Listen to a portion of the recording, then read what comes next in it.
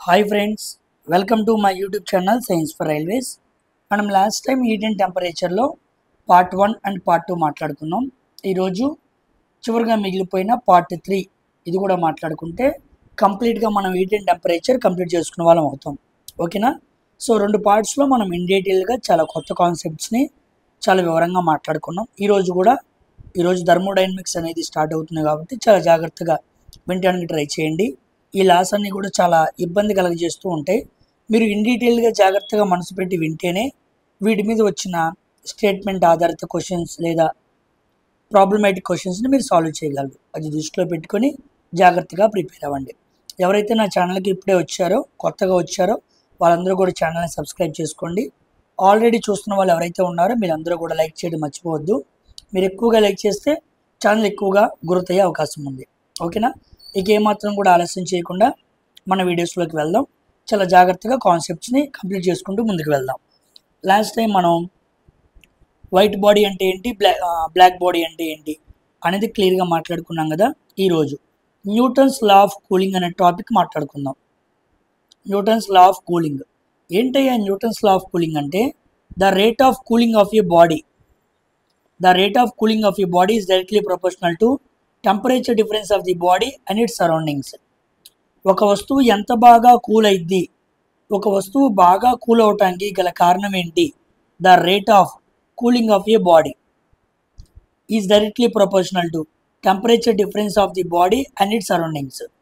బాడీకి ఏ బాడీ అయితే కూల్ అవుదాం అనుకుంటుందో ఆ బాడీకి సరౌండింగ్స్కి మధ్య టెంపరేచరు బాగా ఎక్కువ ఉందనుకోండి, అర్థమైందా? టెంపరేచర్ డిఫరెన్స్ బాగా ఎక్కువ ఉంటే రేట్ ఆఫ్ కూలింగ్ కూడా ఎక్కువ ఉండిద్ది అనమాట. ఒకవేళ టెంపరేచర్ డిఫరెన్స్ బాగా తక్కువ ఉందనుకోండి, రేట్ ఆఫ్ కూలింగ్ తక్కువ ఉండిద్ది అనమాట. ఉదాహరణకి ఒక ఎగ్జాంపుల్ చూద్దాం. ఇదిగోండి, మీరు ఒక గిన్నె తీసుకోండి, గిన్నెలో వాటర్ తీసుకుని బాగా వేడి చేయండి. ఇంకో గిన్నె తీసుకోండి, జస్ట్ ఫ్రెష్ వాటర్ పట్టి అలా ఉంచండి. ఇదేమో వేడి చేసిన నీళ్లు, వేడి చేయని నీళ్లు. ఈ రెండింటిని తీసుకొని రిఫ్రిజిరేటర్ అంటే ఫ్రిడ్జ్లో పెట్టండి. ఫ్రిడ్జ్లో పెట్టారనుకోండి, హాట్ వాటర్ త్వరగా కూల్ ఎక్కిద్దా, మామూలుగా వేడి చేయకుండా పెట్టిన వాటర్ కూల్ ఎక్కిద్దా అంటే hot water cools down faster then fresh water. మనం ఏమనుకుంటామంటే హాట్ వాటర్ వేడిగా ఉంది కదా, అది చల్లబడటానికి టైం పట్టిద్ది అని అనుకుంటాం. కాదు, హాట్ వాటర్ ఫ్రెష్ వాటర్ రెండింటిని ఫ్రిడ్జ్లో పెడితే హాట్ వాటరే ఎక్కువ తొందరగా కూల్ అవుతుంది అనమాట. It cools down faster then fresh water. ఎందుకు? Because it has larger temperature difference. Fridge టెంపరేచర్కి హాట్ వాటర్ టెంపరేచర్కి చాలా తేడా ఉండిద్ది అనమాట. అందుకే త్వరగా కూల్ అవటానికి హాట్ వాటర్ ఇష్టపడుతూ ఉండిద్ది. అది దాని గుణం. Because it has larger temperature difference and try to reach fridge temperature. ఆ హాట్ వాటర్ ఫ్రిడ్జ్ ఏ టెంపరేచర్లో ఉందో ఆ టెంపరేచర్లోకి రావడానికి ఇష్టపడుతూ ఉండిద్ది. అందుకే హాట్ వాటర్ త్వరగా చల్లారిద్ది మన ఫ్రిడ్జ్లో పెడితే వెన్ కంపేర్ టు వేడి చెయ్యని నీళ్ళు. కాబట్టి మీరు ట్రై చేయండి. ఓకేనా? మనం ఇప్పటిదాకా ఏమనుకుంటాం, వేడి చేసే నీళ్ళు బాగా టైం పట్టిద్ది అనుకుంటాం. కాదు, అవి తొందరగా చల్లారిద్ది అనమాట. దానికి కారణం ఏంటి? Newton's law of cooling. ఆయన ఏం చెప్పాడు? కూలింగ్ బాగా జరగాలనుకో టెంపరేచర్ డిఫరెన్స్ ఎక్కువ ఉండాలి అని చెప్పాడు. కీ పాయింట్స్, దీని దగ్గర మనం నేర్చుకోవాల్సిన కీ పాయింట్స్ ఏంటంటే, ఫస్ట్ హీట్ ట్రాన్స్ఫర్. ఇది ఎప్పుడు గుర్తుపెట్టుకోండి, హాట్ బాడీ నుంచి కోల్డ్ బాడీకే హీట్ ఎప్పుడు ట్రాన్స్ఫర్ అవుతూ ఉండిద్ది. Next temperature difference. Higher the temperature difference faster the heat transfer. Temperature difference ఎక్కువ ఉందనుకోండి, హీట్ ట్రాన్స్ఫర్ ఫాస్ట్గా జరిగిద్ది. హీట్ ట్రాన్స్ఫర్ బాగా జరిగింది అనుకోండి, కూల్ కూడా తొందరగా అయ్యిద్ది. ఓకేనా? So high temperature difference faster the heat transfer. Next equilibrium. ఇది వచ్చిందిలే ఈరోజు థర్మోడైనమిక్స్లో. ఈ పదాన్ని బాగా గుర్తుపెట్టుకోండి, చాలా important. Equilibrium. Both hot and fresh water will reach the same temperature inside the fridge temperature. యాక్చువల్గా hot water temperature, fresh water temperature, fridge temperature, ఈ హాట్ వాటర్ ఫ్రెష్ వాటర్ రెండు కూడా ఫ్రిడ్జ్ టెంపరేచర్లోకి సమానంగా మార్చడానికి ఇష్టపడుతూ ఉంటాయి. ఓకేనా? ఇది ఎందుకు అనేది మనం థర్మోడైనమిక్స్లో మాట్లాడుకుందాం. ఈక్విలిబ్రియం అంటే ఏంటి అన్న పదాన్ని నేర్చుకోండి. Both hot and fresh will reach the same temperature inside the fridge అనమాట. Inside the fridge. ఓకేనా? తర్వాత తర్వాత మనం నేర్చుకోవాల్సింది very very important thermodynamics. Thermodynamics అనేది మీరు చాలాసార్లు వినుంటారు కానీ చాలామందికి ఐడియా ఉండదు. ఓకేనా, చాలా జాగ్రత్తగా వినండి. కొత్త కాన్సెప్ట్స్ వస్తూ ఉంటాయి, వాటిని మనసులోకి మీరు అర్థం చేసుకోవాలంటే కాస్త టైం పట్టింది. అర్థం చేసుకుంటే మీకు ప్రాబ్లమేటిక్గా అంతా ఈజీగా ఉండిద్ది. First, it is the branch of physics. ఇది ఫిజిక్స్లో ఒక బ్రాంచ్ అన్నమాట.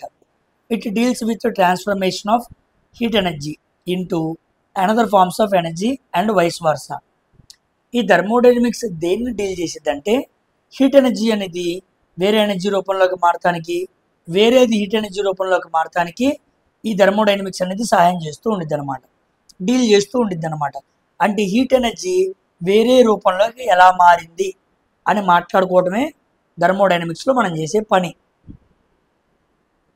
ఇదిగోండి, థర్మో అంటే టెంపరేచర్, డైనమిక్స్ అంటే మోషన్ అనమాట. సో మోషన్ జరిగింది అనుకోండి, ఎనర్జీ అనేది మారిద్ది. ఎనర్జీ మారింది అనుకోండి, వర్క్ అనేది జరిగిద్ది. సో టెంపరేచర్ని ఉపయోగించుకొని వర్క్ జరిగించాలి, అది మన main motto. We need to use temperature and make work done. పనిని జరిగించాలన్నమాట, వర్క్ని పని అంటారు. ఆ పనిని జరిగించాలి, అది మన మెయిన్ మోటో. ఆ మొత్తాన్ని చేసే పనిని థర్మోడైనమిక్స్ అంటారు. ఓకేనా, ఉదాహరణకి ఇక్కడ ఆబ్జెక్ట్ని తీసుకున్నాం. ఇక్కడ నేను ఆబ్జెక్ట్ని ఆబ్జెక్ట్ అని పిలవను, సిస్టమ్ అని పిలుస్తా, గుర్తుపెట్టుకోండి. ఓకేనా, నా ఉద్దేశంలో సిస్టమ్ అన్నానంటే అదొక రకమైన ఆబ్జెక్ట్ అనమాట. ఈ థర్మోడైనమిక్స్ అయ్యే వరకు I will called any object as a system, గుర్తుపెట్టుకోండి. ఇప్పుడు సిస్టమ్కి టెంపరేచర్ టెంపరేచర్ పెంచాలంటే నేనేమి ఇవ్వాలి?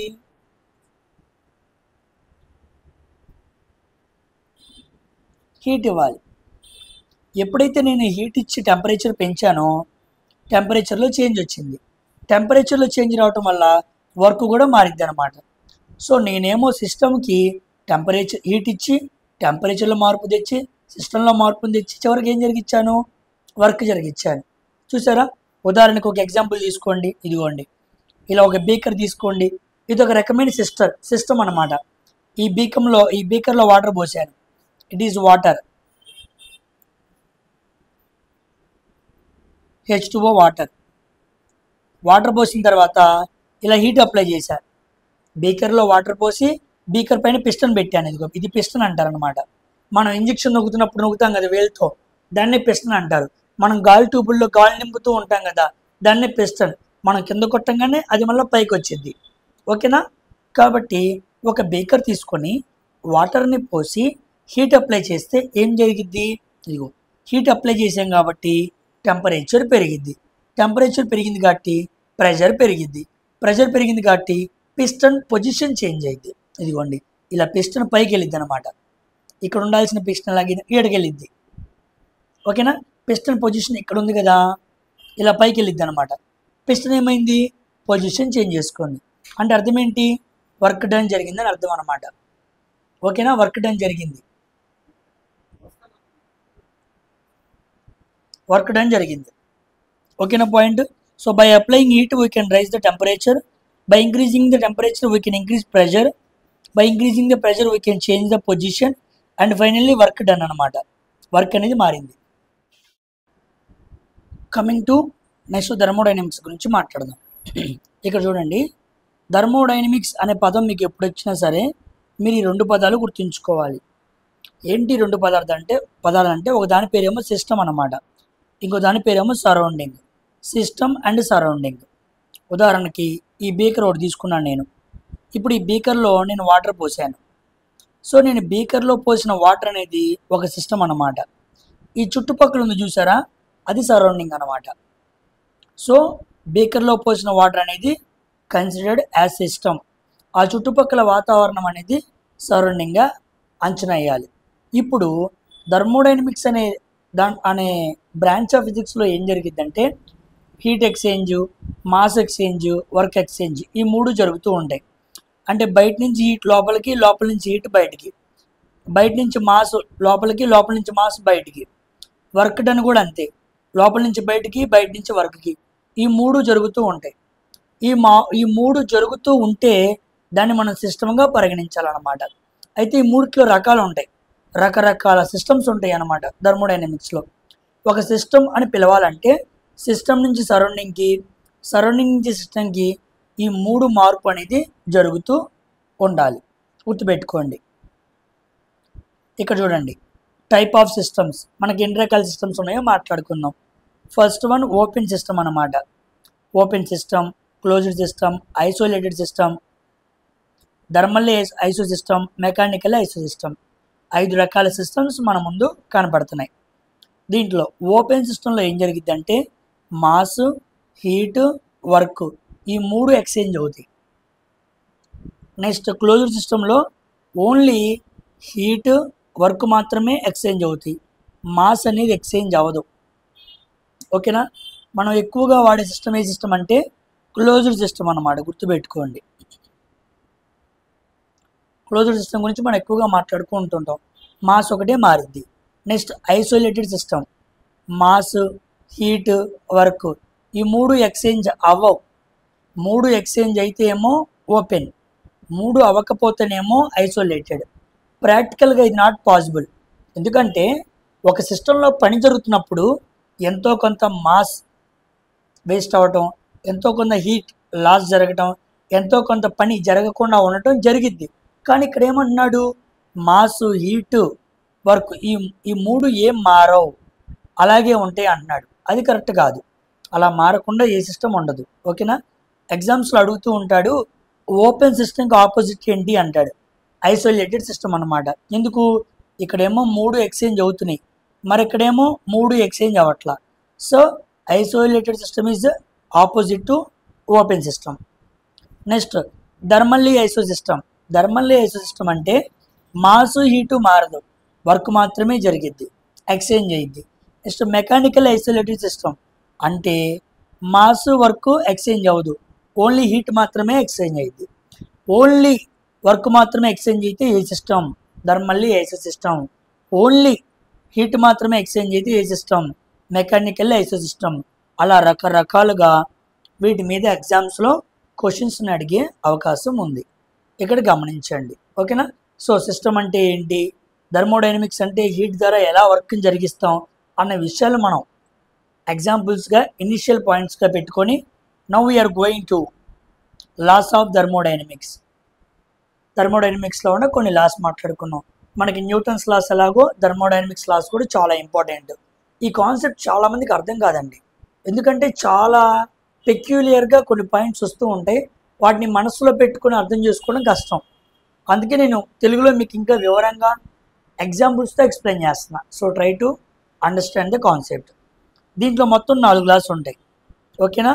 జీరోత్ లా మీరు ఎక్కడ జీరోత్ లా విని ఉండరు, కానీ థర్మోడైనమిక్స్లో జీరోత్ లా కూడా ఉండిద్ది. Zeroth law first law, second law, third law. Zeroth law thermal equilibrium.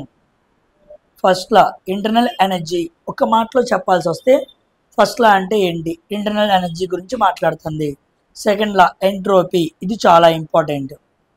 Second law is the most important in among all the 4 laws. Third law absolute zero. ఈ 4 important అనమాట. మిమ్మల్ని matching కూడా అడుగుతూ ఉంటాడు constable లాంటి ఎగ్జామ్స్లో. ఓకేనా. థర్మల్ ఈక్విలిబ్రియం అంటే ఏ లా, జీరోత్ లా, దీంతో మ్యాచ్ చేయండి అని అడుగుతూ ఉంటాడు. ఎక్కువగా అడిగింది ఏంటంటే second law. Second law is called entropy. Entropy అని మాట్లాడుతూ ఉంటారు. ఇప్పుడు ప్రతి చిన్న లాని, ప్రతి లాని క్లియర్గా మాట్లాడుకుంటే this unit will be completed successfully. First zeroth లా జాగ్రత్తగా అర్థం చేసుకోవడానికి ప్రయత్నం చేయండి.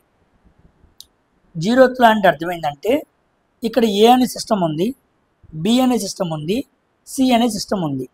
ఇప్పుడు A system, C system temperature 2 equal అయ్యాయి. ఈక్వల్ అవటం అంటే థర్మల్ ఈక్విలిబ్రియంలో ఉన్నాయని అర్థం. If temperature A equal to temperature C, ఈ 2 ఈక్వల్ అయినాయి.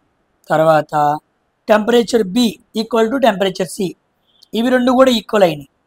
So AC BC, AC BC equal అయిపోతే ఆటోమేటిక్గా ఏబీ కూడా ఏమైపోయింది, ఈక్వల్ అయిపోయింది. ఉదాహరణకి ఇవి 2 30 డిగ్రీల సెల్సియస్లో ఉన్నాయి, ఇవి 2 30 డిగ్రీల సెల్సియస్లో ఉన్నాయి. ఇవి 2 కూడా దేంట్లో ఉండడానికి ఇష్టపడతాయి, ఆటోమేటిక్గా. Then finally TA temperature A and temperature B, ఇవి కూడా 30 డిగ్రీల సెల్సియస్ దగ్గర ఉండడానికి ఇష్టపడతాయి. ఓకేనా, దాన్నే మనం జీరోత్ లా అని పిలవచ్చు అనమాట. మనం కూడా బయట మోటివేషన్ చదువుతున్నప్పుడు ఎగ్జాంపుల్స్గా చదువుతూ ఉంటాం. రెండు బాగా మండే కట్టెల మధ్య ఒక బాగా మండని తడిగా ఉన్న కట్టె పెట్టామనుకో, ఆ కట్టె కూడా ఏమైద్ది, మండిద్ది. రెండు ఎలా మండినయో ఈ మూడో కట్టె కూడా అలాగే మండిద్ది. మనం కూడా అంతే, కసిగా చదివే వాళ్ళ మధ్య కూర్చున్నాం అనుకో మనం అలా తయారవుతాం, ఎదవల మధ్య కూర్చున్నాం అనుకో మనమే ఎదవ అవుతాం. అర్థమైందా? According to zeroth law of thermodynamics అనమాట. ఓకేనా పాయింట్? ఒక ఎగ్జాంపుల్ రియల్ టైంలో చదువుతున్నాను. ఇదిగోండి, హాట్ కాఫీ, కోల్డ్ జ్యూస్. మీరు మీ లవరు అనుకోండి, లవర్ లేకపోతే ఫీల్ అవ్వమండి, ఉన్న వాళ్ళైతే అనుకోండి, ఇద్దరు వెళ్ళారు. నువ్వేమో హాట్ కాఫీ ఆర్డర్ చేసావు, ఆమెమో కోల్డ్ జ్యూస్ ఆర్డర్ చేసింది. ఇద్దరు ఒకరి కళ్ళలో చూసుకుంటూ కూర్చున్నారు. కాసేపటికి ఏమైపోయింది, ఈ హాట్ కాఫీ కాస్త చల్లారిపోయింది, కోల్డ్ అయిపోయింది. ఈ కోల్డ్ జ్యూస్ కాస్త అయిపోయింది, నార్మల్ కూలింగ్ ఉండదు అనమాట. దీనికి ఉన్న కూలింగ్ తగ్గిపోయిద్ది, దీనికి ఉన్న హాట్నెస్ తగ్గిపోయిద్ది. ఇవి రెండు కూడా ఏమైపోయినాయి, ఎయిర్ టెంపరేచర్తో సమానంగా అయిపోతాయి. So coffee temperature equal to air temperature, air temperature equal to juice temperature. హాట్గా ఉన్న ఇది ఎయిర్ టెంపరేచర్లోకి మారిపోయింది, కోల్డ్గా ఉన్న ఇది ఎయిర్ టెంపరేచర్లోకి మారిపోయింది. రెండు సిస్టమ్స్ ఎలా ఉన్నాయి, ఇదివరకు వేరువేరుగా ఉన్నాయి, కానీ ఇవి రెండు ఒక సమానమైన, రెండు కూడా ఎయిర్ టెంపరేచర్తో ఈక్వల్ అయిపోయినాయి. రెండేమో ఇలా ఉన్నాయి, మూడో దాంతో సమంగా మూడు కూడా టెంపరేచర్ని తగ్గించుకొని ఈక్విలిబ్రియం అయిపోయాయి అనమాట.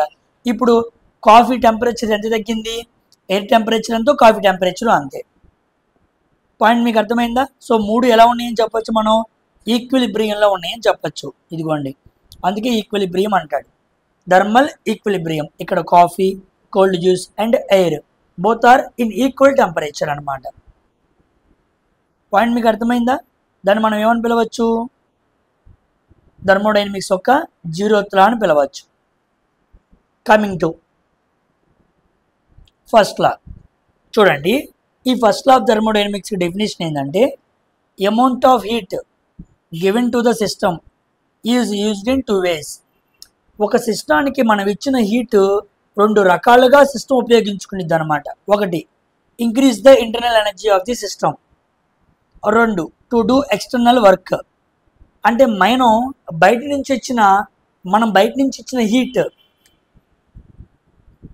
ఒకటేమో ఎనర్జీ కోసం ఉపయోగపడుతుంది, ఇంకోటేమో వర్క్ జరగడానికి ఉపయోగపడుతుంది. దాన్నే ఫస్ట్ లా ఆఫ్ థర్మోడైనమిక్స్ అంటారు. ఓకేనా?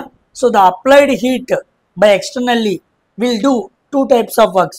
The one work is internal energy.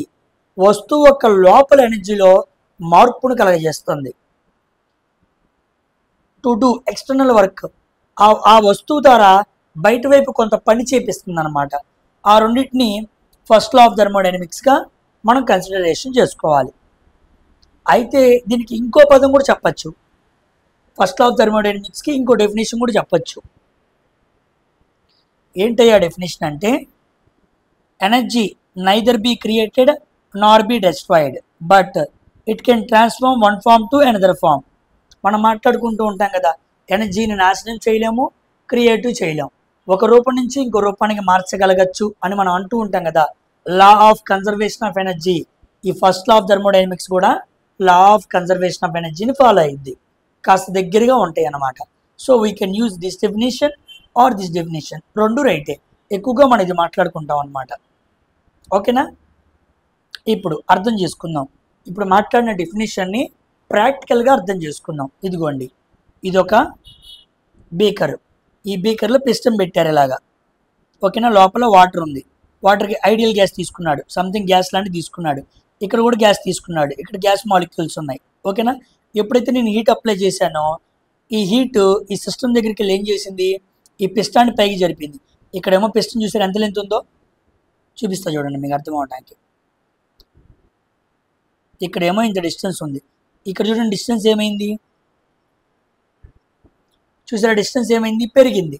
అంటే బై అప్లయింగ్ హీట్ మనం ఏం చేసాం, పిస్టన్ని పైకి పెంచాం, అంటే వర్క్ జరిగిందా లేదా, వర్క్ జరిగింది. వర్క్ జరగడానికి ముందు మనం ఇచ్చిన హీటు ఈ వస్తువు తీసుకునిద్ది అనమాట, కొంతవరకు తీసుకొని ఆ తర్వాత పని చేసిద్ది. మనం కూడా అంటే ఇంట్లో ఇప్పుడు అమ్మ ఉంది అనుకోండి, పిల్లోని బయటికి వెళ్ళి ఏమైనా తారా అనిద్ది, వాడేమంటాడు, నాకేమైనా ఇస్తే తెస్తా అంటాడు. అప్పుడు ఒక టీ పొడి పొట్టం తేవాలనుకోండి, వాడికి 20 రూపాయలు ఇవ్వాలి. 10 రూపాయలు కొనుక్కోవడానికి, 10 రూపాయలు తేటానికి. 10 ఇస్తే కానీ ఇంకో 10 రూపాయల వరకు చేయడాడు. అలాగా మనం ఇచ్చిన హీటు ఇంటర్నల్ ఎనర్జీగా మారాలి. మారిన తర్వాత మిగతాది వర్క్ జరిగిద్ది అనమాట. So the heat what we have given to the system will be worked in 2 ways. One is internal energy, another one is work అనమాట. 2 రకాలుగా పనిచేస్తూ ఉండిద్ది. ఓకేనా? ఇదిగోండి, డెల్ క్యూ మనం అప్లై చేసిన heat equal to del U అంటే internal energy, del W అంటే వర్క్. మనం ఇచ్చిన హీటు 2 పనులు చేస్తుంది. ఏంటి ఆ 2 పనులు? ఒకటి యూ, ఒకటి డబ్ల్యూ. ఇది చాలా ఇంపార్టెంట్. థర్మోడైనమిక్స్ ఫస్ట్ లా అనగానే మీకు ఈ ఫార్ములా గుర్తుకు రావాలి. Del Q equal to del U plus del W. Applied heat energy equal to given internal energy of the system work done by the system. ఓకేనా? అయితే ఈ ఇంటర్నల్ ఎనర్జీని ఫిజిక్స్లోకి ఎంట్రోపీ అంటారు. ఫిజిక్స్లో ఎంట్రోపీ అంటారు, కెమిస్ట్రీలో ఎంథాల్పీ అంటారు. ఎంథాల్పీ అంతవరకు తెలుసుకోండి, ఎక్కువ అక్కర్లేదు. ఓకేనా?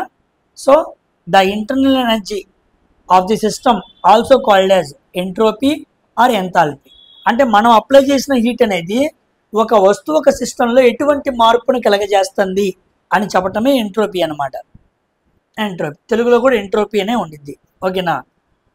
నెక్స్ట్ ఇక్కడ గమనించాల్సిన పాయింట్ ఏంటంటే internal energy can never be zero. ఎందుకు? ఉదాహరణకి నేను క్యూ అప్లై చేశా. క్యూ అప్లై చేయగానే అప్లై చేసిన క్యూ మొత్తం వర్క్గా మారదు. ఎందుకంటే అప్లై చేసిన క్యూ అనేది ఎంతో కొంత సిస్టమ్ తీసుకునిద్ది. తీసుకున్న తర్వాతే మిగతా వర్క్ జరిగిద్ది, తీసుకోకుండా జరగదు. అర్థమైందా? ఇప్పుడు మనమే ఉన్నాం, మన ఒక గవర్నమెంట్ ఆఫీసర్ దగ్గరికి వెళ్ళాం. లంచం ఇవ్వకుండా మన పని జరిగిద్దా? జరగదు. ఒక వస్తువు ఒక పని జరగాలంటే మనం ఒక 100 రూపాయలు ఫీజు కట్టాలనుకోండి, 100 తీసుకుంటాడా? కాదు, ఇంకా ఎక్కువ తీసుకుంటాడు. కాబట్టి మనం ఇచ్చిన 100 రూపాయలతో పూర్తిగా ఒక గవర్నమెంట్ ఆఫీసర్ ఎలా పనిచేయడో అప్లై చేసిన హీట్ ఎనర్జీ మొత్తం ఏమవుదు? వర్క్గా మారదు, ఎంతో కొంత సిస్టమ్ తీసుకునిద్ది.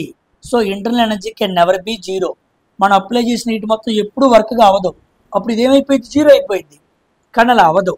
సో ఇఫ్ ఎందుకు అవ్వదంటే if internal energy equal to zero, ఒకవేళ ఇంటర్నల్ ఎనర్జీ జీరో అయితే the apply heat equal total work అనమాట. అంటే టోటల్ హీట్ ఎనర్జీ వర్క్గా మారిపోయింది. నేను మొత్తం ఎంత హీట్ పెట్టానో అంత హీట్ ఎనర్జీగా మారిపోయింది. అయిద్దా? అవ్వదు. అది ఎప్పుడు ప్రాక్టికల్గా పాసిబుల్ అవ్వదు. ఎంతో కొంత సిస్టమ్ ఇంటర్నల్ ఎనర్జీ రూపంలో తీసేసుకునిద్ది. ఓకేనా? So practically not possible. So internal energy can never be zero. ఒకవేళ జీరో ఉంటే the total heat equal to work done అయిపోయింది. కానీ అది జరగదు అన్న విషయాన్ని గుర్తుపెట్టుకోండి. ఓకేనా? మీరు కూడా అంతే. పూర్తిగా కష్టపడగలరా? రోజులో 24 గంటలు ఉన్నాయి, 24 గంటలు కష్టపడగలవా? లేదుగా. ఎంతో కొంత వృధా చేసుకుంటావుగా. అలాగా మనం అప్లై చేసిన హీట్ కూడా ఇంటర్నల్ ఎనర్జీ రూపంలో సిస్టమ్ కొంత జేబులో పెట్టుకొని మిగతా ఎనర్జీతో వర్క్ చేస్తుంది. ఓకేనా? దీన్ని మనం ఏమని పిలవచ్చు? ఫస్ట్ లా ఆఫ్ థర్మోడైనమిక్స్ అని పిలవచ్చు. అర్థమైందా? Coming to entropy. ఎంట్రోపీ గురించి మీకు చాలా చక్కగా వివరంగా చెబుతాను. ఈ పదాన్ని మనసులో పెట్టుకోండి, ముందు రోజుల్లో ఉపయోగపడే అవకాశం ఉంది. ఏంటి ఎంట్రోపీ అంటే the measurement of disorder of the system. The measurement of disorder of the system. ఒక సిస్టమ్ ఎంత డిసార్డర్లో ఉంది అని చెప్పిద్ది అనమాట. దాన్ని మనం ఏమంటాం? ఎంట్రోపీ అంటాం. ఉదాహరణకి సబ్జెక్ట్లోకి వెళ్ళి చెప్పడానికి ముందు మీకు ఒక ఎగ్జాంపుల్ చదువుతున్నాను. ఈ ఎగ్జాంపుల్స్ ఎక్కడ ఉండవు. నేను సబ్జెక్ట్ అర్థం చేసుకొని నేను కొత్తగా క్రియేట్ చేస్తున్నాను మీకు ఎగ్జాంపుల్స్. ఓకేనా? ఆలోచన చేయండి. ఎందుకు లేదు, వేరేగా అనుకోవద్దు. ఎగ్జాంపుల్ చెప్తే మీ మనసులో బాగా గుర్తుండిద్ది. అప్పుడు ఈజీగా బిట్టింగ్ గ్రాప్స్ చేయగలరు. అదే ఉద్దేశం. ఇప్పుడు ఉదాహరణకి ఒక టీచర్ క్లాస్ రూమ్లో ఉన్నారనుకోండి, పిల్లలందరూ చక్కగా అమరిగా ఉంటారు, అమర్చుకొని ఉంటారు, అంటే ఆర్డర్గా కూర్చుంటారు. ఒకవేళ టీచర్ లేరనుకోండి, ఎలా పడితే అలా ఉంటారు. సో డిసార్డర్ గురించి మాట్లాడుతుంది. అంటే క్లాస్లో టీచర్ ఉన్నారనుకోండి, ఎంట్రోపీ చాలా తక్కువగా ఉండిద్ది, అంటే డిసార్డర్ బాగా తక్కువగా ఉండిద్ది, పిల్లలందరూ చక్కగా కూర్చుంటారు. నెక్స్ట్ క్లాస్లో పిల్లలు లేరనుకోండి, డిసార్డర్ ఎలా పడితే అలా కూర్చుంటారు, అంటే డిసార్డర్ ఎక్కువగా ఉండిద్ది, అంటే ఎంట్రోపీ ఎక్కువగా ఉండిద్ది. అంటే ఒక వ్యక్తి ఎంత క్రమంగా ఉన్నాడు, అని చెప్పటమే ఎంట్రోపీ. మీరు కూడా అంతే, ఎగ్జామ్కి ప్రిపేర్ అవుతున్నప్పుడు లవ్ కానీ, సినిమాలని, షికార్లని, పాటలని ఇవేమి ఉండకూడదు. చాలా కంట్రోల్డ్గా, ఆర్డర్గా ఉండాలి. అంటే మీకు బాగా ఎంట్రోపీ ఎక్కువ ఉంది, ఎంట్రోపీ బాగా తక్కువ ఉంది, అందుకే మీరు డిసార్డర్గా తక్కువ ఉన్నారు. చాలామంది ఉంటారు అసలు డిసార్డర్ బాగా ఎక్కువగా ఉంటుంటారు, కాసేపు చదువుతారు, కాసేపు సినిమాలను తిరుగుతూ ఉంటాడు, వాడికి ఎంట్రోపీ ఎక్కువ అనమాట. సో ఉద్యోగం కొట్టాలంటే ఎంట్రోపీ తక్కువ ఉండాలి, డిసార్డర్ తక్కువ ఉండాలి, నువ్వు ఆర్డర్గా ఉండకుండా ఉండటం అనేది తక్కువగా ఉండాలి. పాయింట్ మీకు అర్థమైందా? ఉదాహరణకి ఇది సాలిడ్లో పార్టికల్స్ అన్నీ చక్కగా దగ్గరగా అమరు ఉంటాయి. చూడండి ఎంత చక్కగా అమరు ఉన్నాయో. సో ఆర్డర్ బాగా ఎక్కువ ఉండిద్ది దేంట్లో? సాలిడ్స్లో. సో మోర్ ఆర్డర్ కాబట్టి లీస్ట్ ఎంట్రోపీ. ఎంత చక్కగా అమర్చుకొని కూర్చుంటే అంత ఎంట్రోపీ తక్కువ. So more order, least entropy. తర్వాత ఇది లిక్విడ్లో పార్టికల్స్ చూడండి, సాలిడ్ ఎంత స్ట్రాంగ్గా ఉండడం, అమర్చుకుని ఉండవు, కాస్త ఆర్డర్ తప్పుతాయి అనమాట, అందుకే లెస్ ఎంట్రోపీ. సో లెస్ ఆర్డర్లో ఉన్నాయి కాబట్టి లెస్ ఎంట్రోపీ. ఇప్పుడు గ్యాస్లో మాలిక్యూల్స్ చూడుకోండి, అసలు గ్యాస్లో మాలిక్యూల్స్ ఒక చోట క్రమంగా ఉండవు, అక్రమంగా ఎక్కడ పడితే అక్కడ ఉంటాయి, అందుకే లీస్ట్ ఆర్డర్ అనమాట, ఆర్డర్లో లేవు కాబట్టి ఎంట్రోపీ బాగా ఎక్కువ. సో మంచిగా ఆర్డర్లో ఉంటే ఎంట్రోపీ తక్కువ, ఎంత ఆర్డర్లో ఉంటే అంత ఎంట్రోపీ. అసలు లీస్ట్ ఆర్డర్ బాగా అక్రమంగా ఉంటే ఎంట్రోపీ బాగా ఎక్కువ. సమాజంలో అక్రమకారులు ఎక్కువైపోయారు, ఎలా పడితే అలా బతికే వాళ్ళు ఎక్కువైపోయారు. సో సమాజం బాగా ఎంట్రోపీ ఎక్కువ ఉంది. So the society has more entropy compare to people అన్నమాట.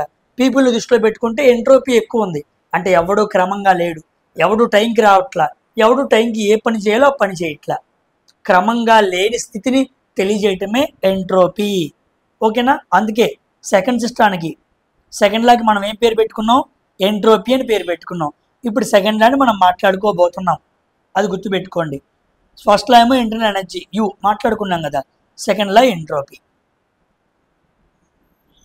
ఇదిగోండి సెకండ్ లా ఆఫ్ థర్మోడైనమిక్స్ దగ్గరికి వచ్చేసాం, జాగ్రత్తగా వినండి, చాలా important. Second law of thermodynamics మాకు ఏం చెబుతుందంటే, ఫస్ట్ ఎంట్రోపీ గురించి మాట్లాడుతుంది, అంటే సిస్టము ఎంత డిసార్డర్గా ఉంది అనే విషయాన్ని చెబుతుంది. Second direction of heat transfer అనేది మనం చెప్పాం కదా, నేను 2 క్లాసుల్లో చెప్పుకుంటూ వస్తున్నా కదా. హీట్ ట్రాన్స్ఫర్ ఇటువైపు నుంచి ఇటువైపు జరిగిద్ది, ఇక్కడి నుంచి ఇక్కడ జరిగిద్ది, ఇలా ఉంటే జరిగిద్ది అని చెబుతున్నాను కదా. అవన్నీ కూడా సెకండ్ లా ఆఫ్ థర్మోడైనమిక్స్లో ఉన్నాయన్నమాట.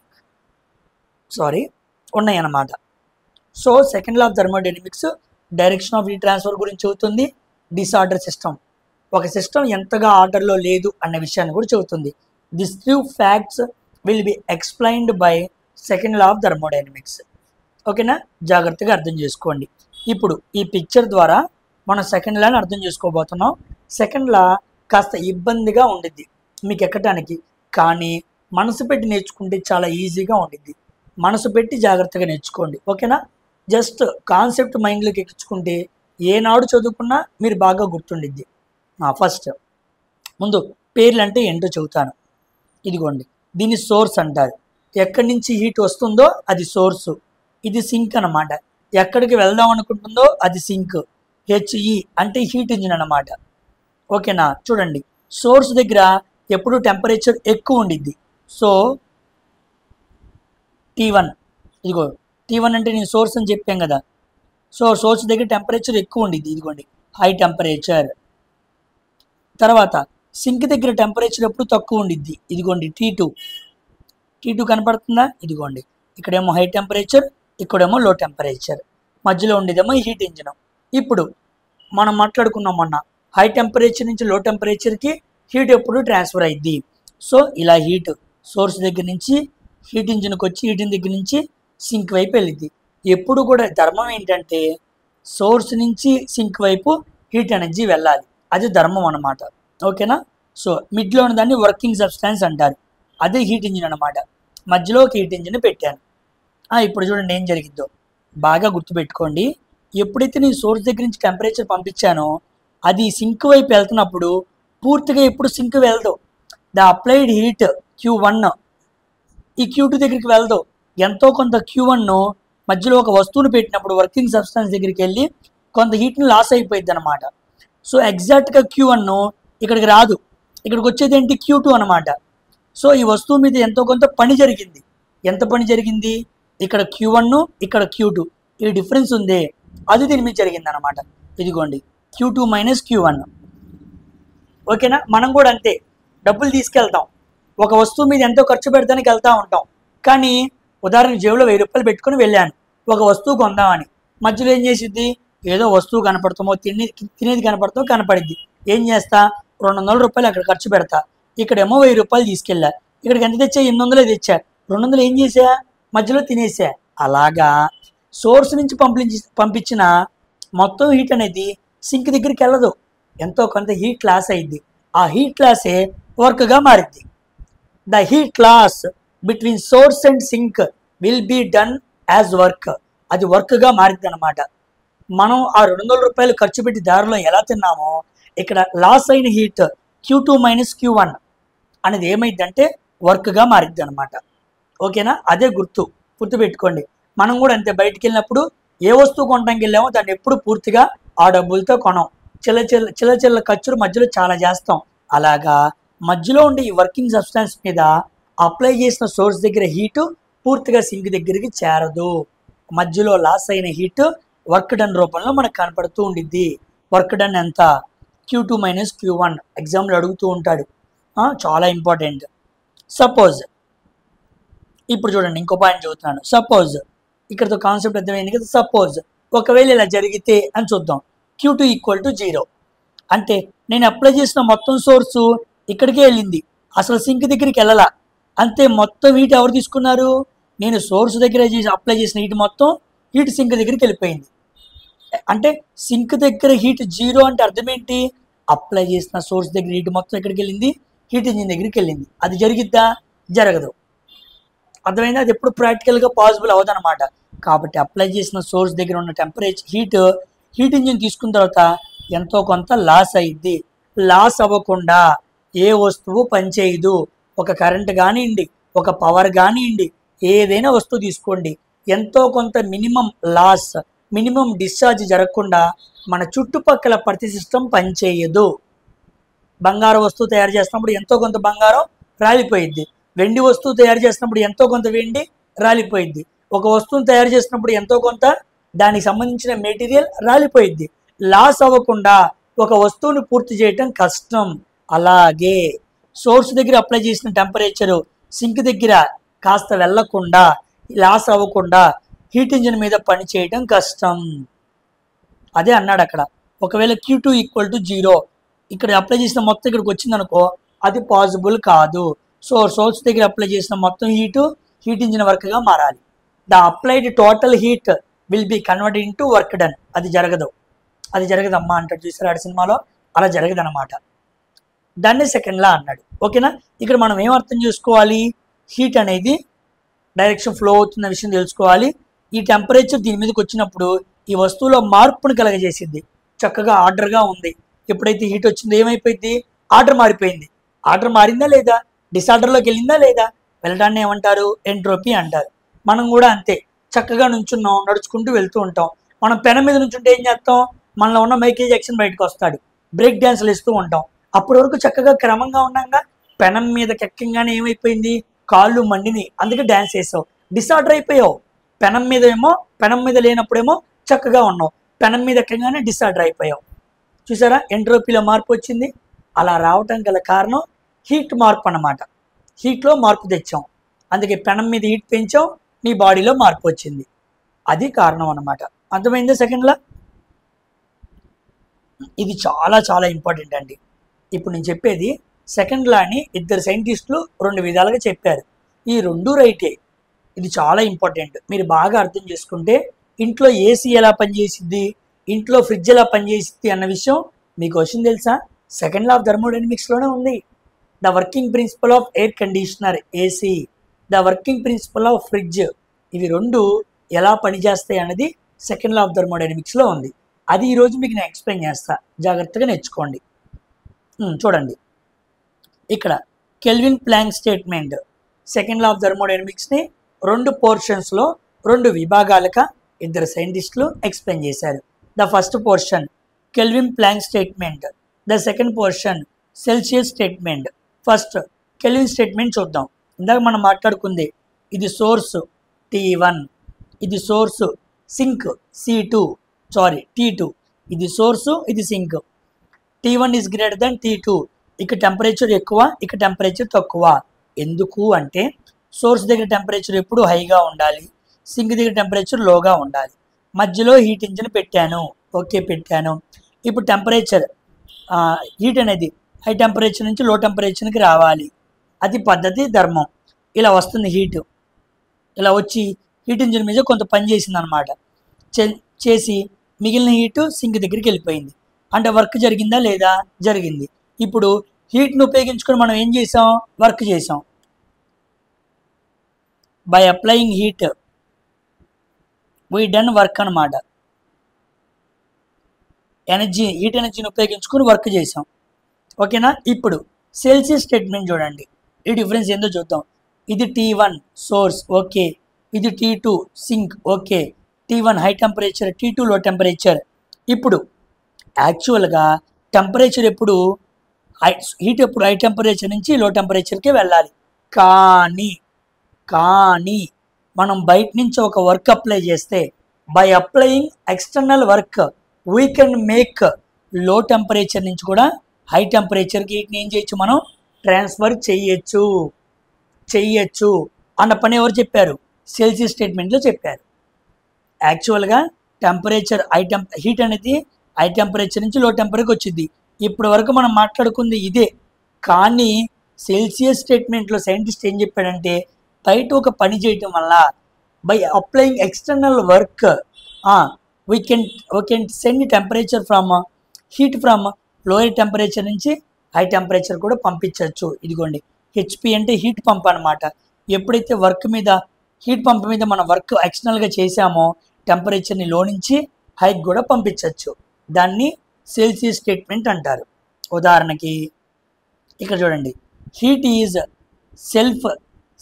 It self cannot pass from colder body to hotter body. అంతే కదా? T2 నుంచి T1కి ఎప్పుడు దానంతటిగా తెలదు. ఇదిగోండి, heat it self cannot pass from cold to hot, కానీ వెళ్ళదు, రైటే. కానీ సెల్ఫ్ యాక్టింగ్ మిషన్ అంటే తన మీద తాను ఆధారపడుతున్న మిషన్, అన్ఎయిడెడ్ అంటే సహాయం లేని, by an external agency can transfer heat, cannot transfer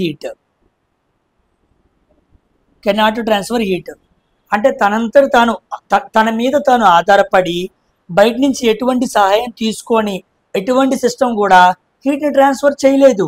ఎప్పుడు ట్రాన్స్ఫర్ చేసిద్ది? బై ఎక్స్టర్నల్ వర్క్ అప్లై చేస్తేనే చేసిద్ది. వాడదే పాయింట్ చెబుతున్నాడు. ఒక వస్తువు తనంతట తానుగా లో టెంపరేచర్ నుంచి హై టెంపరేచర్కి హీట్ని పాస్ చేయదు. కానీ ఎప్పుడైతే వర్క్ అప్లై చేస్తామో చేసిద్ది అంటున్నాడు. అదే పాయింట్ అక్కడ రాశాను. Self acting machine unaided by an external agency. బయట నుంచి ఎటువంటి సహాయం లేని మిషన్ ఏం చేయలేదు? వర్క్ చేయలేదు, హీట్ని ట్రాన్స్ఫర్ చేయలేదన్నమాట. అది అర్థం. ఓకేనా పాయింట్? కానీ ఇక్కడ హై టెంపరేచర్ నుంచి లో టెంపరేచర్కి వచ్చింది. ఇక్కడ లో టెంపరేచర్ నుంచి హై టెంపరేచర్కి వెళ్ళదు. ఎప్పుడు? వర్క్ లేనప్పుడు. ఒకవేళ వర్క్ ఉంటే వెళ్ళిద్ది. అది పాయింట్ అనమాట. ఇదిగోండి, refrigerator works on the statement. ఈ సెల్సియస్ మీద ఆధారపడి వర్క్ చేసేది ఏంటి? రిఫ్రిజిరేటర్. ఇదిగోండి, ఈ కెల్విన్ మీద ఆధారపడి చేసేది ఏంటి? ఎయిర్ కండిషనర్ అనమాట. ఓకేనా? సో మన ఇంట్లో ఉన్న వేడి గాలి బయటికి వెళ్ళిపోవాలి, చల్లగాలి లోపలికి రావాలి. ఆ చేసే పని ఎవరు? హీటే. ఎయిర్ కండిషనర్ చేస్తుంది కదా. ఇంట్లో ఏసీ పెట్టుకున్న వాళ్ళకి చేసే పని ఏంటి? లోపల ఉన్న వేడి గాలి బయటికి వెళ్ళాలి, ఏసీ ద్వారా చల్లగాలి లోపలికి రావాలి. అవునా కాదా? హై టెంపరేచర్ నుంచి లో టెంపరేచర్కి ఏమవ్వాలి?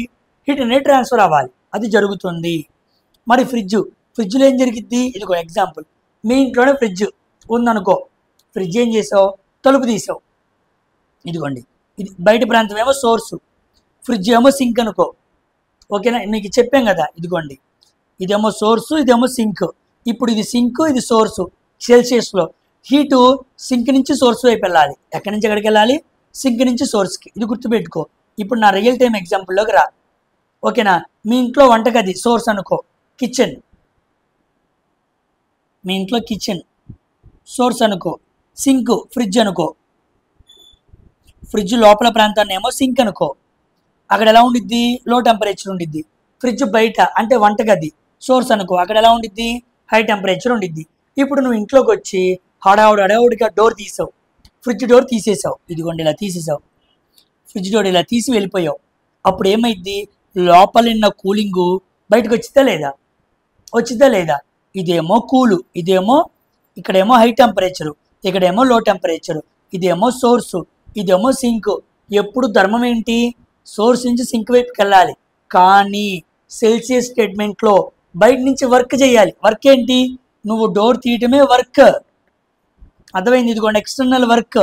నువ్వు బయట నుంచి డోర్ ఎప్పుడైతే తీస్తావో, డోర్ తీసి అలాగే ఉంచుతావో, అప్పుడు సింక్ నుంచి సోర్స్ వైపుకి టెంపరేచర్ వెళ్ళిపోయింది. ఫ్రిడ్జ్లో లోపల కూలింగ్ వంటగదిలో బయటకు వచ్చేసింది. ఎవర్రా డోర్ తీసింది, ఎవరు, కూలింగ్ మొత్తం పోతుంది అని మనమే అంటాం. పోతుందా, ఎలా పోతుంది, ట్రాన్స్ఫర్ ఆఫ్ హీట్ జరిగింది కదా. ఎందుకు జరిగింది, నువ్వు వర్క్ చేసావుగా, హడావుల్లో వచ్చి డోర్ తలుపు తీసి మర్చిపోయావు కదా, అదే వర్క్ అనమాట. సో బయట నుంచి ఎక్స్టర్నల్గా వర్క్ చేసావు, హీట్ ట్రాన్స్ఫర్ని లో టెంపరేచర్ నుంచి హై టెంపరేచర్కి మార్చావు. ఓకేనా, అది జరిగే విషయం. దీన్ని సెకండ్ లా ఆఫ్ థర్మోడైనమిక్స్ అంటారు. ఓకేనా. ఇప్పుడు మిమ్మల్ని క్వశ్చన్ అడుగుతా, మీలో ఎంతమంది చెప్పగలరో చూద్దాం. కామెంట్ సెక్షన్లో కామెంట్ చేయండి. ఓకేనా. చూడండి, లాస్ట్ టైం చెప్పడం మర్చిపోయాను. లాస్ట్ టైం నేను కామెంట్ సెక్షన్లో అడిగినప్పుడు చాలామంది చక్కగా ఆన్సర్ చేశారు. నీరు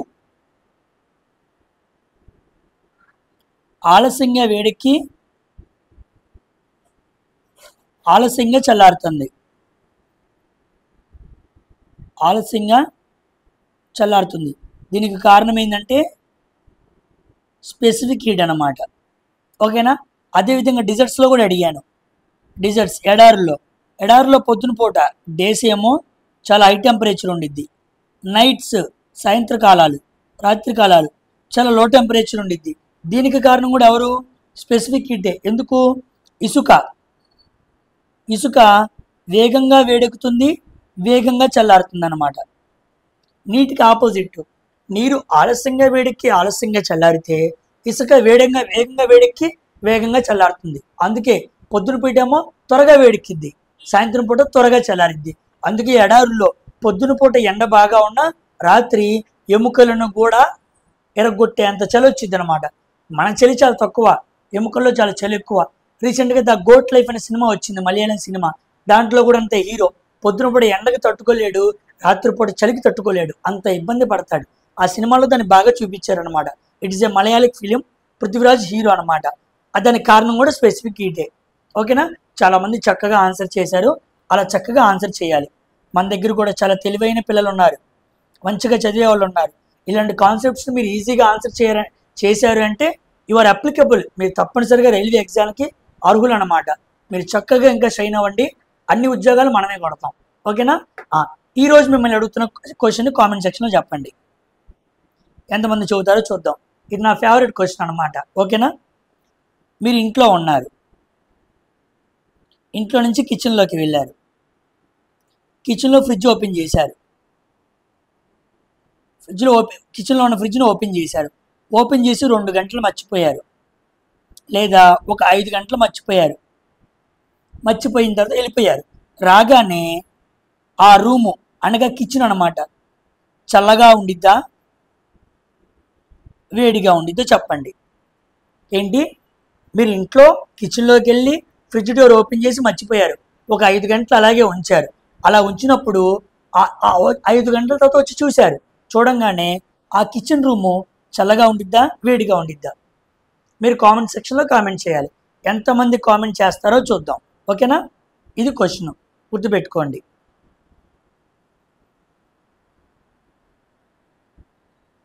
ఓకేనా. దీంతో సెకండ్ లా ఆఫ్ థర్మోడైనమిక్స్ కూడా అయిపోయింది. Coming to third law of thermodynamics, the final లా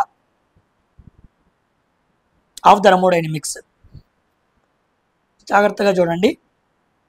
దీంతో హీట్ అండ్ టెంపరేచర్ పూర్తి అయిపోయింది. తిన్నది కూడా నోట్లోకి వస్తుంది. ఇప్పుడే తిన్నా, ఇక మాట్లాడుతూనే ఉంటే నోట్లో కూడా వచ్చేస్తుంది. ఈరోజు ఎలాగైనా వీడియో అప్లోడ్ చేయాలి, మీరు ఇబ్బంది పడకూడదని చేస్తున్నాను. ఓకేనా. అందరూ నా వీడియోస్ని చూసి అందరికీ షేర్ చేయండి, లైక్ చేయడం కూడా మర్చిపోవద్దు. చూడండి, సింపుల్, ఇది సింపుల్గా చెబుతాను. ఉన్న అన్నిస్లోకి first law third, 0th law third law రెండు ఈజీగా ఉంటాయి. ఫస్ట్ లా సెకండ్ లా కాస్త కష్టంగా ఉంటాయి, మనసు పెడితే అవి కూడా ఈజీగా ఉంటాయి.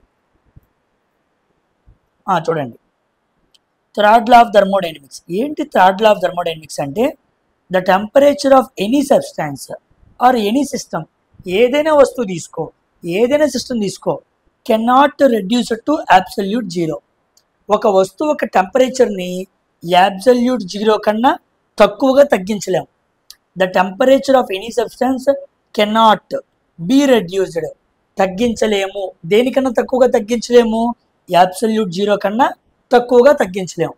ఒక వస్తువుని ఎంతవరకు తగ్గించగలవు? నేను అబ్సల్యూట్ జీరో వరకు తగ్గించగలనయ్యా. అబ్సల్యూట్ జీరో కన్నా తగ్గించలేవా? చేయలేను అని చెప్పటమే థర్డ్ లా ఆఫ్ థర్మోడైనమిక్స్. ఓకేనా? ఇదిగోండి absolute zero values. Absolute zero వాల్యూస్ని కెల్విన్లో 0 కెల్విన్ అంటారు. సో అబ్సల్యూట్ జీరో వాల్యూ కెల్విన్లో ఎంత? 0 కెల్విన్. టెంపరేచర్ సెల్సియస్లో ఎంత? -273.15 డిగ్రీల సెల్సియస్. ఫారెన్హీట్లో అంత -459.67 ఫారెన్హీట్. ఈ మూడు వాల్యూస్ ఒకటే. 0 కెల్విన్ అన్నా, -273.15 డిగ్రీ సెల్సియస్ అన్నా, -459.67 డిగ్రీ ఫారెన్హీట్ అన్నా ఒకటే. అయితే 3 రకాల స్కేల్స్ ఉన్నాయి కదా, ఆ 3 స్కేల్స్లో చెబుతున్నాను. సో 0 కెల్విన్ కన్నా ఒక టెంపరేచర్ని తగ్గించలేం, దీనికన్నా దగ్గరగా తగ్గించలేం, దీనికన్నా దగ్గరగా తగ్గించలేం. ఈ స్కేల్స్ ఆఖరి పాయింట్స్ ఇవి అన్నమాట. ఓకేనా? వీటికి మించి తగ్గించే కెపాసిటీ మనకు లేదు, తగ్గదు. దాన్నే థర్డ్ లా ఆఫ్ థర్మోడైనమిక్స్గా మనం మాట్లాడుకోవాలి. అబ్సల్యూట్ జీరో అంటే ఎంత అని ఎన్ని ఎగ్జామ్స్లో అడిగాడో, వెరీ వెరీ ఇంపార్టెంట్. అది కెల్విన్లో ఇంత, సెల్సియస్లో ఇంత, ఫారెన్హీట్లో అంత. ఈ 3 ఈక్వలే అనమాట. స్కేల్స్ ప్రకారంగా వేరువేరుగా ఉంటూ ఉంటాయి, గుర్తుపెట్టుకోండి. ఓకేనా? ఇంకో పాయింట్ చెప్పడం మర్చిపోయాను నేను స్కేల్స్ దగ్గర, అది ఆ రోజు మిస్ చేశాను. చూడండి, మీకు C/F = F-32/9. సెల్సియస్ ఫారెన్హీట్ ఏ టెంపరేచర్ దగ్గర ఈక్వల్గా ఉంటాయి అంటాడు? -40 డిగ్రీ సెల్సియస్ అనమాట. -40 డిగ్రీల సెల్సియస్ దగ్గర మనకి సెల్సియస్ స్కేలు, ఫారెన్హీట్ స్కేలు రెండు ఎలా ఉంటాయి? సమానంగా ఉంటాయి. ప్రూవ్ చేస్తా చూడండి. C వాల్యూ తీసుకోండి, -40/5, F-32/9, 5 8 -72 = F-32, -72 + 32 = F. F = -40 degree Fahrenheit. ఏమర్థమైంది? నేను 40 డిగ్రీల సెల్సియస్ తీసుకున్నాను, ఆ సెల్సియస్ టెంపరేచర్ని ఫారెన్హీట్లోకి మార్చంగానే అది కూడా ఎంత వచ్చింది? -40 డిగ్రీ ఫారెన్హీట్ వచ్చింది. అంటే సెల్సియస్ అనే ఒక రకమైన స్కేలు, ఫారెన్హీట్ అనే ఒక రకమైన స్కేలు ఏ టెంపరేచర్ దగ్గర ఈక్వల్గా ఉంటాయి అంటే -40 డిగ్రీ సెల్సియస్ దగ్గర ఈక్వల్గా ఉంటాయి అని గుర్తుపెట్టుకోండి. నేను లాస్ట్ టైం సెల్సియస్ స్కేల్స్ దగ్గర చెప్పినప్పుడు చెప్పాలి, హడావుడిలో మర్చిపోయాను. ఓకేనా? ఈ పాయింట్ని మీరు యాడ్ చేసుకోండి బుక్లో, చాలా ఇంపార్టెంట్. ఓకేనా? గుర్తుపెట్టుకోండి. నేను దీన్ని చెరపట్లేదు, ఇంపార్టెంట్ కాబట్టి దీన్ని అలాగే ఉంచుతున్నాను, గుర్తుపెట్టుకోండి. ఎవరైతే పీడిఎఫ్స్ అడుగుతున్నారో వాళ్ళందరికీ ఒక విషయం, లాస్ట్ టైం నేను పీడిఎఫ్స్ రాస్తున్నప్పుడు ఎలా పడితే అలా రాశాను, వాటి మీద గీతలు తీయడం కష్టం.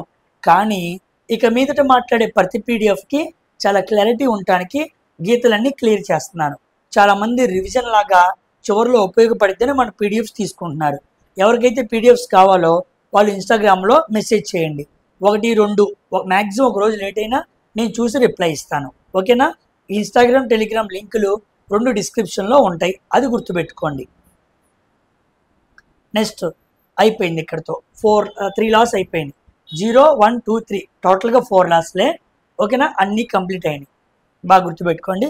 ఇక చిన్న టాపిక్, హీట్ ఇంజిన్ అంటే ఏంటో మాట్లాడుకుందాం.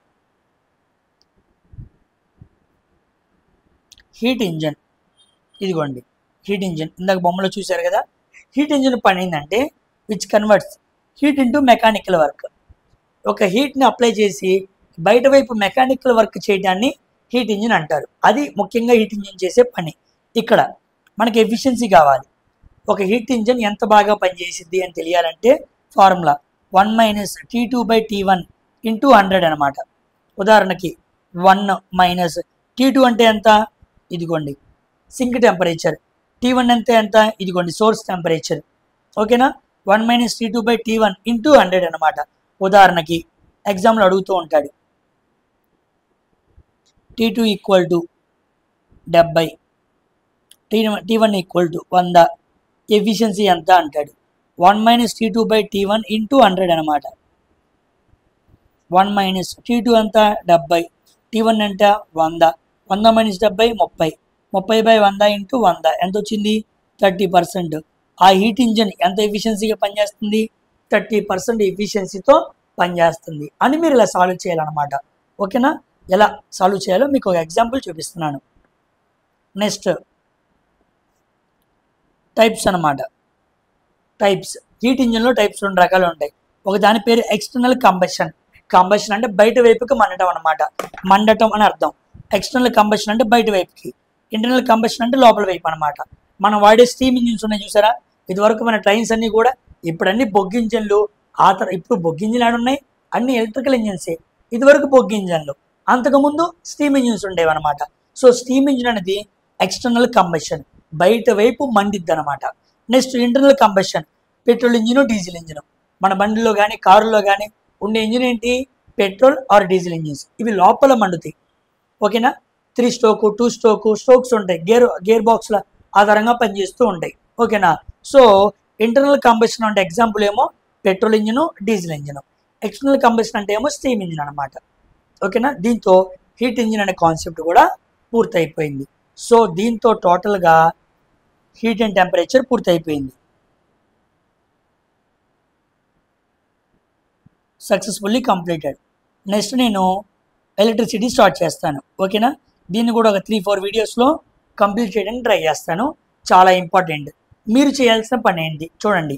ఏఎల్పి సెకండ్ స్టేజ్కి ప్రిపేర్ వాళ్ళు చేసిన పని ఏంటంటే, మీరు ఏ ట్రేడ్ చదువుకుంటున్నారో ఆ ట్రేడ్తో పాటు క్వాలిఫై అవటానికి, లాస్ట్ టైం నేను 27 మార్కులు అయితే 37 మార్కులు అని చెప్పాను. సారీ, 27 మార్కులు వస్తే అయిపోయింది మనకి.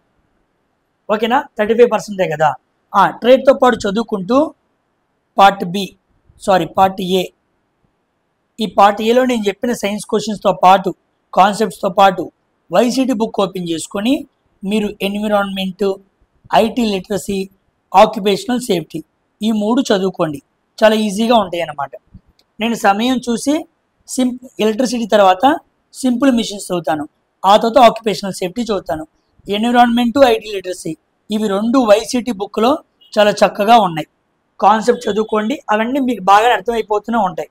ఎందుకంటే బయట వాతావరణం ఎలాగా, స్పియర్స్ ఎలాగా, ప్రోటోకాల్స్ ఏంటి, వాతావరణ సబ్మిట్స్ ఏంటి, కరెంట్ అఫైర్స్ లాగా ఉంటుంది అనమాట. ఇక computer, IT literacy, hardware, software ఇవన్నీ డైరెక్ట్గా చదువుకునే క్వశ్చన్సే. ఈ 2 concept environment and IT literacy కంపల్సరీగా మీరు చూసుకోండి. నేను electricity, simple machines, occupational safety, ESO electricity, simple machines, occupational safety ఈ 3 కంప్లీట్ చేస్తాను. సమయానికి అనుగుణంగా వీటిని మీకు అందించడానికి ట్రై చేస్తాను.